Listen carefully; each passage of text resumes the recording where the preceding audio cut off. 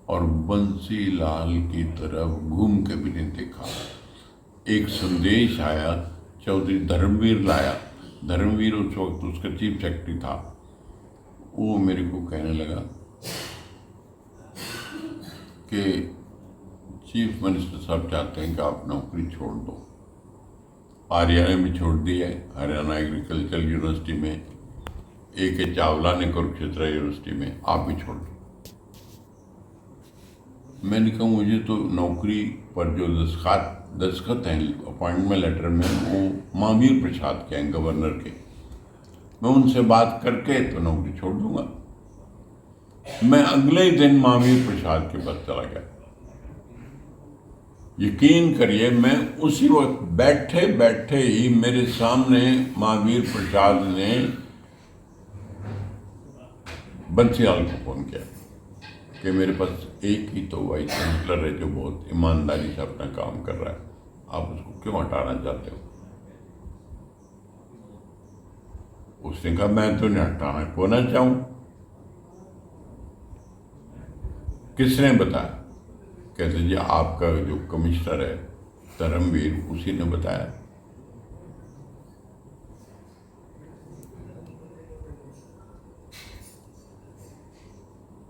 महावीर प्रसाद ने कहा मैं इनको आपके पास भेज रहा हूं, इनकी बात ध्यान से सुनिए और हमने इनको हटाना नहीं। अब गवर्नर का आदेश था, मैं चला गया वहां। बंसीलाल ने पहली बार किसी को चाय पिलाई होगी, मेरे को बिठा के चाय पिलाई और कहने लगा किसने कह दिया आपको मूर्ख ने? मैंने तो कहा नहीं किसी को, आप अपनी नौकरी करो जाके ठाट से।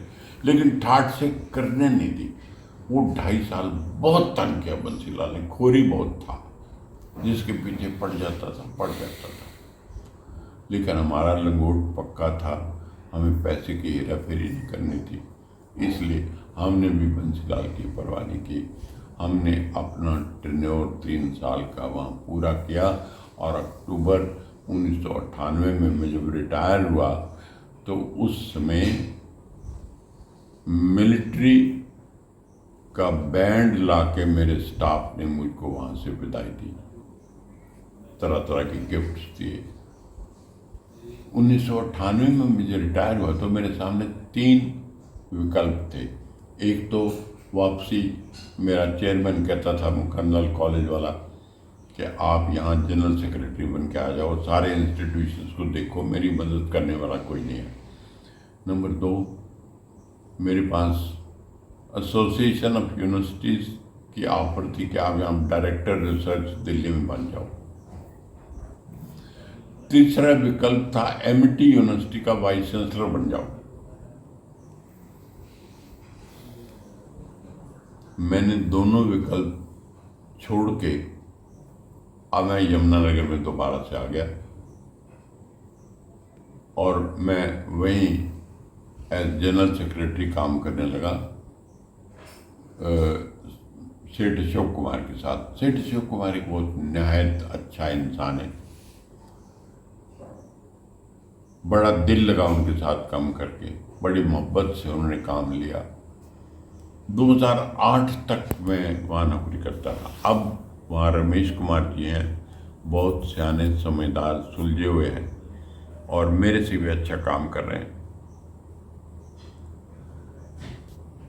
जब 2008 में मैं वहाँ से खाली हो गया सेक्रेटरीशिप से, तो मेरे बच्चों ने, जहाँ हम बैठे हैं अब, यहाँ 20 एकड़ ज़मीन खरीद ली तकरीबन। उनका बहुत अच्छा बिजनेस है नोएडा में, ऑल इंडिया की इंश्योरेंस और वैल्यूएशन का काम करते हैं वो। अच्छा काम है, प्रभु की अपार कृपा है। तो उन्होंने यहाँ पॉलिटेक्निक खोला, पॉलिटेक्निक अंधाधुंध खुल गए, हरियाणा में फेल हो गए प्राइवेट पॉलिटेक्निक। हमने बंद करके उसको स्कूल में बदला और आज हमारा स्कूल प्रभु की कृपा से बहुत अच्छा चल रहा है। विक्रम मेरा बड़ा बेटा उसकी देखभाल कर रहा है, विवेक उसका पूरा साथ देता है और अब उन्होंने उसकी एक गुरुकुल बराड़ा के नाम से ब्रांच भी खोल दे दी है। वो ब्रांच भी बहुत अच्छी चल रही है। यूँ समझिए कि 2 साल में लगभग 250 स्टूडेंट्स आ गए, जो सारे रेजिडेंशियल हैं, हॉस्टल में रहते हैं, और उम्मीद है कि अगले साल तक 300 स्टूडेंट्स हो जाएंगे, और 1000 जो रेगुलर हमारा जय पब्लिक स्कूल चल रहा है उसमें है। अच्छा चल रहा है स्कूल, विक्रम बहुत मेहनत कर रहा है। ये 2 साल पहले की बात है, 2.5 साल पहले की। मैं और मेरी वाइफ यमुनानगर में रहते थे। दोनों लड़के आए और हमें कहने लगे, पापा अब टाइम बुढ़ापे का है, अब मैं चौथी अवस्था में आ गया हूँ, अब आप हमारे साथ चल के रहो। उनकी दोनों की अलग अलग कोठियाँ हैं, एक की 37 सेक्टर में है नोएडा में, एक की 55 सेक्टर में है। हमारा जहाँ दिल करता है वहाँ जाके रह लेते हैं। हमारी बहुएं मंजुला और दीप्ति हमारे बेटों से भी अच्छी हैं। हमारे ऐसा ही ख्याल रखती हैं मेरा और मेरी वाइफ का, जैसे वो अपने बाप या माँ का रखेंगे। हम अपने जीवन का ये पड़ाव बड़े ठाठ से गुजार रहे हैं, बड़े कंफर्ट में हैं। आम आपने देखा होगा कि बच्चे माँ बाप की कदर नहीं करते, क्या क्या करते हैं, लेकिन हमारे बच्चे बहुत समझदार, सूझबूझ वाले और पेरेंट्स का ख्याल रखने वाले हैं। लेकिन मैं इस जीवन के पड़ाव में खाली नहीं बैठा। मैं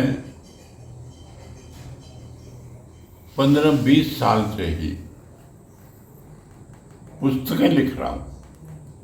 मेरी अधिकतर पुस्तकें फ्रीडम मूवमेंट पर हैं, एजुकेशन पर भी हैं। अब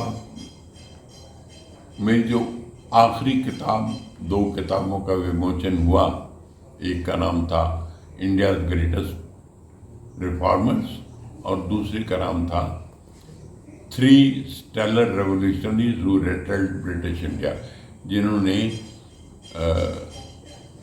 अंग्रेजी हुकूमत की नींव हिलाकर रख दी, कंफ्यूज कर दिया उनको।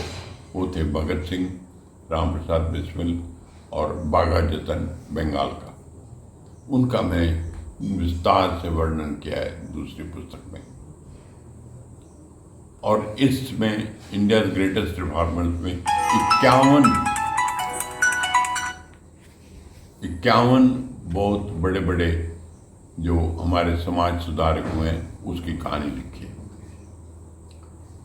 इंडिया का जो आजकल टॉप का पब्लिशर है, उसको वो किताब बहुत पसंद आई, मैन्युस्क्रिप्ट बहुत पसंद आया, और वो उसने रूपा वाले ने छापी है, रूपा पब्लिकेशंस प्राइवेट लिमिटेड ने।